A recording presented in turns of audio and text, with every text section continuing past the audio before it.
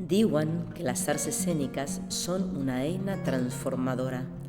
Diuen que, com pertanyin al domini del cor, el que passa per elles sempre es torna significatiu. Diuen que les arts existeixen per tal que el que no es diu pugui respirar i que qualsevol espai buit pot convertir-se en un escenari. Us compartim un projecte d'arts escèniques com vehicle d'aprenentatge transversal i interdisciplinari dins les 18enes Jornades Culturals de l'Escola Mare de Déu de l'Assumpció. El projecte neix arran de les 18enes Jornades Culturals.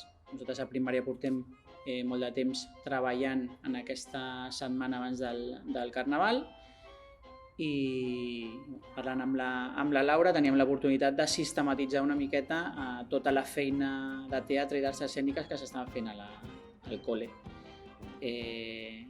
Jo crec que estem en un moment de canvi a nivell metodològic tant a la nostra escola com al món de l'educació i les arts escèniques ens donen aquesta oportunitat, aquesta flexibilitat de poder canviar acompanyats amb professionals de la talla que tenim nosaltres aquí al col·le.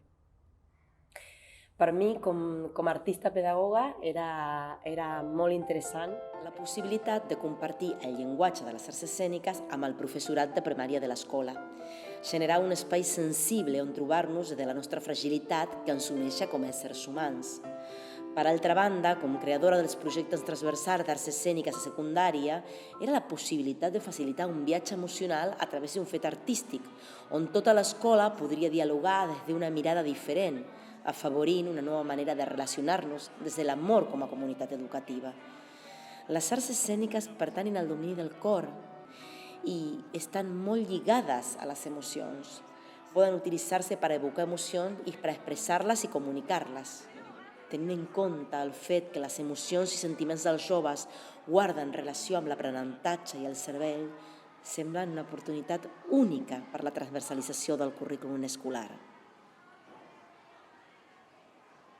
A la nostra escola, el teatre, fa molts anys que està present com a matèria complementària i durant els últims cursos també s'ha anat incorporant com a eina metodològica a matèries com les ciències socials o les llengües. El nostre taller, que és un taller de teatre sensorial i d'objectes, juga amb les emocions dels nens mitjançant objectes que han anat agafant de casa per poder expressar sentiments. Vull dir que tot està pensat perquè el nen i la nena puguin expressar emocions tota l'estona. Jo crec que han disfrutat molt, perquè és des del primer moment, no, que agraeixen molt que la implicació del professorat, no? El veure'ns disfressats, el veure tot decorat, això ja els fa entrar en aquest món. No? Llavors, de mica en mica que acaben fent els tallers, ho han disfrutat molt. Que gràcies al teatre aprenen continguts, aprenen a socialitzar-se, treuen una mica els sentiments que tenen, que a vegades a casa tampoc l'expressen. El teatre t'aporta una connexió molt especial amb l'alumne. Sí, perquè al final treballem sempre amb els nostres companys de classe, o sigui, no és com gent diferent, al final podem crear noves amistats també i ser un grup de classe més unit. Sí, a mi el que més m'agrada és que al final és una cosa diferent i fem dinàmiques diferents normalment les classes. En aquest projecte l'hem dividit en grups de 6 persones, si no m'equivoco, i cadascú feia una part de l'obra que estem organitzant. Per exemple, ens hem centrat en la guerra i la immigració i cada grup té la seva part que fa en l'obra. El teatre i l'educació és importantíssim pel seu desenvolupament creatiu. Estan treballant la seva creativitat, la seva manera també d'entendre el món, de veure diferents visions, no? Del món i realitats, ficcions. Penso que el teatre, a més, és una eina que podem fer servir amb la nostra pedagogia, no? I que podem fer servir tant en l'acció evangelitzadora com en altres matèries. Jo crec que el teatre ens fa més forts com a grup, ja que és un moment de desconnexió total de la vida quotidiana i és com que els tenim més confiança. Sempre les persones que més vergonya tenen fem que actuïn menys i les que tenen menys vergonya que actuïn més i que a poc tothom pugui anar fent la mateixa feina, però més o menys tots aconseguim poder actuar sense vergonya. Sent que en teatre millora molt, en el sentit de que pots veure des dels ulls d'altra persona. Sobretot a quart d'ESO, doncs en moments de guerra, moments de persones que havien d'immigrar, havien d'anar a altres països, es trobaven davant del feixisme.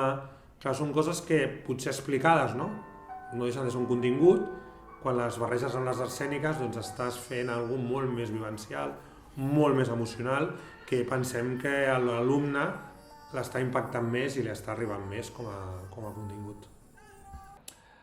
El teatre s'hi colpeix i després d'una classe de teatre o durant la classe de teatre durant la setmana sí que noto més predisposició a parlar amb el tutor i parlar de temes personals. És com que extreuen a les classes de teatre coses que tenen dins. Jo crec que no és que en si, per exemple, en un curs treballem una cosa, sinó que quan tu et pares a pensar en tot el recorregut de teatre que has fet o de conjunt de les actuacions que has fet, és quan notes el canvi que dius, vale, he après a interpretar i a posar-me en el lloc de molts altres papers. I llavors jo crec que és això el que més t'ensenya, que no són temes concrets, sinó que ho treballes tot sense saber realment que ho estàs treballant. L'art és un recurs educatiu que facilita l'aprenentatge, no només de continguts curriculars, sinó de tota la part del creixement personal, del desenvolupament del pensament crític i del creixement en valors tant dels alumnes com dels educadors. Com diu Edgar Morin, conèixer i pensar no és arribar a una veritat totalment certa, és dialogar amb la incertesa. Creiem que és aquest el nou desafiament de l'educació en general i els centres educatius en particular. Les arts escèniques dins de l'aula poden ser una pràctica que ens permeti experimentar i convidar-nos a imaginar nous escenaris de vida.